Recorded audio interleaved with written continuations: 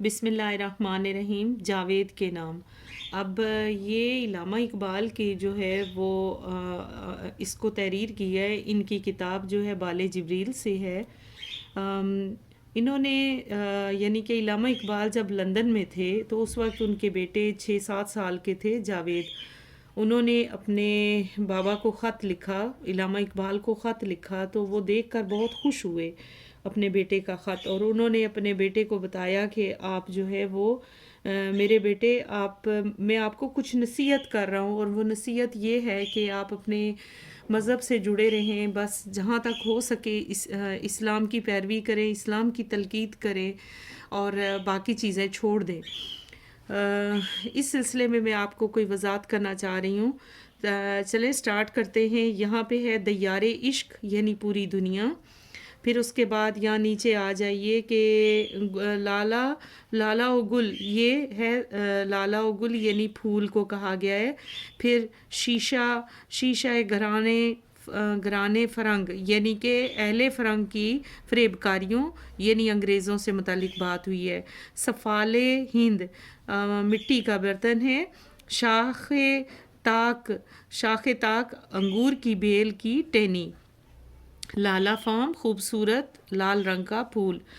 تو تشریح کی طرف چلتے ہیں۔ دیار عشق میں اپنا مقام پیدا کر، نیا زمانہ نئی صبح و شام پیدا کر۔ تو اس شعر میں شاعر جو ہے وہ کہتے ہیں کہ علامہ اقبال جو ہے اپنے بیٹے کو کہہ رہے ہیں کہ اے جاوید، اگر خدا تجھے توفیق عطا فرمائے، ہمت عطا کرے، تو تو اس کے عشق میں اپنا خاص مقام و مرتبہ پیدا کر کے حیات جاوید حاصل کر لے، یعنی ہمیشہ کی زندگی حاصل کر لے۔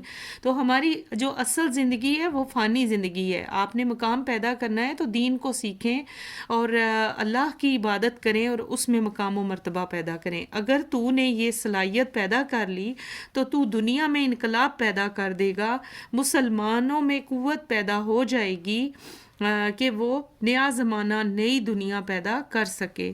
تو یعنی اس سے مراد وہ ہے کہ نبی پاک صلی اللہ علیہ وآلہ وسلم نے نئی دنیا پیدا کی، کہ جب نبی پاک کا نزول ہوا، اس دنیا میں آئے، تو اس وقت ہر طرف بت پرستی کا عالم تھا، اور نبی پاک صلی اللہ علیہ وآلہ وسلم کے آنے کے بعد جو ہے وہ دنیا میں روشنی آ گئی، نور آ گیا اور اسلام پھیلا۔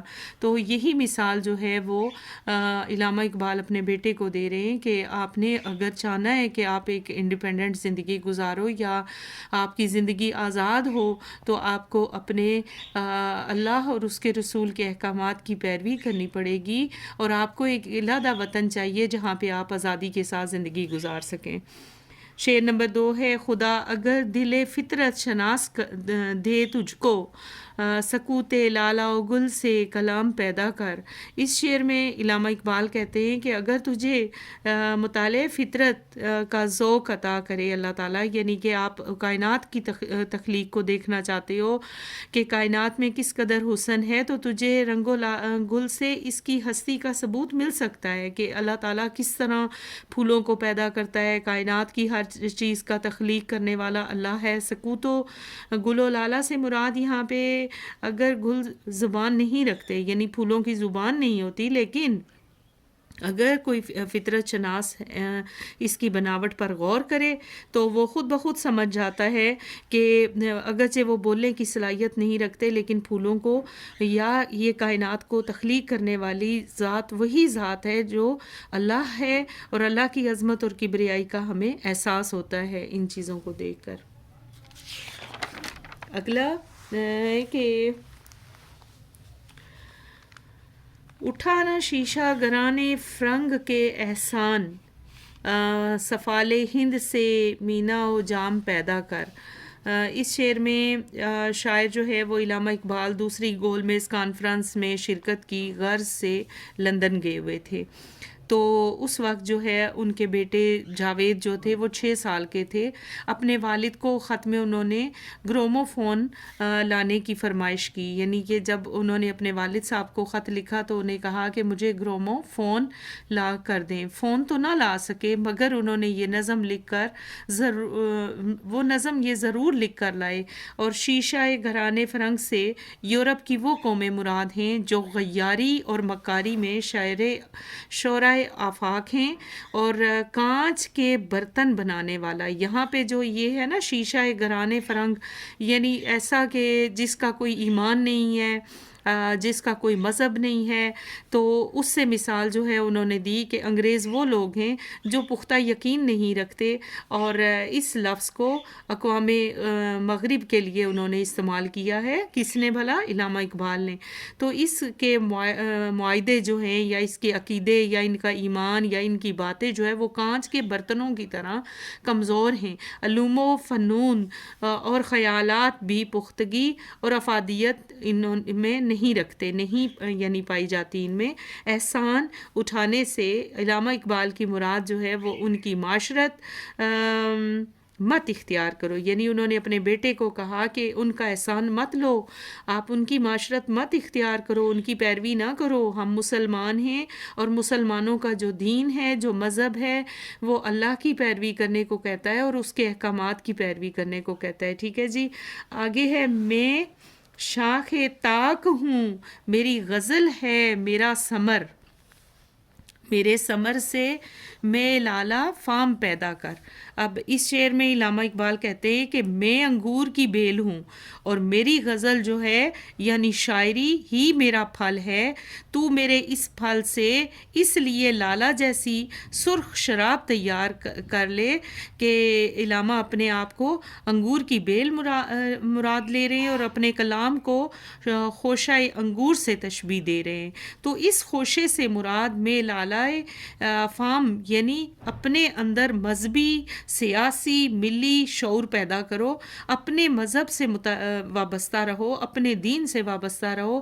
اور آپ کی دین، آپ کا آزادی، آپ کا ایمان یہی ہے کہ آپ کو ایک الگ وطن کی ضرورت ہے. جہاں شعر نمبر 5 ہے میرا طریق امیری نہیں فقیری ہے، خودی نہ بیچ غریبی میں نام پیدا کر. اب تشریح اس کی اس طرح سے ہے کہ میری زندگی گزارنے کا طریقہ، طریق کس کو کہتے ہیں؟ طریقہ امیری نہیں درویشی ہے. تو بھی اس طریقے کو اپنا کر اپنی زندگی کا مقصد بنا لے. یعنی اپنے بیٹے کو وہ یہ کہہ رہے ہیں کہ آپ بھی درویشی اختیار کرو اور اس طریقے کو اپنا کر اپنی زندگی کا مقصد بنا لو اور اپنی خودداری قطعات نہ بیچ بلکہ غریبی میں نام پیدا کر. یعنی کہ جو ایک خودداری ہوتی ہے کہ اپنا ضمیر جاگ رہا ہے اس کو نہ بیچو، آپ کسی کے آگے ہاتھ نہ پھیلاؤ، کسی کا احسان نہ لو، بلکہ آپ نے اپنی زندگی خود جینا ہے اور غریبی میں نام پیدا کر. تیری خودداری جو ہے وہ کے لیے عظمت شہرت کا باعث بنے گی. یعنی کہ اگر تو خوددار رہے گا تو وہ کس کا باعث بنے گی؟ عظمت اور شہرت کا باعث بنے گی. انسان عزت اور شہرت ہی حاصل کرنے کے لیے اپنی خودی کو بیچتا ہے اور اس کے عوض دولت حاصل کرتا ہے. بعض دفعہ ایسا ہوتا ہے کہ انسان جو ہے وہ کیا کرتا ہے؟ عزت اور شہرت ہی حاصل کرنے کے لیے اپنی خودی کو بیچ دیتا ہے اور اس کی غرض، اس کے عوض یعنی اس کے بدلے میں وہ دولت حاصل کرتا ہے. آپ کہتے ہیں، یعنی علامہ اقبال کہتے ہیں کہ انسان جو ہے وہ ہمت اور استقلال سے کام لے تو غریبی میں بھی نام پیدا کر سکتا ہے. یعنی اگر آپ کے ارادے مضبوط ہیں، آپ ہمت کرنے والے ہیں، محنت کرنے والے ہیں تو آپ کو کوئی بھی نہیں روک سکتا. آپ کے راستے خود بخود کھلتے چلے جائیں گے اور آپ کامیابی کی طرف گامزن ہو جائیں گے.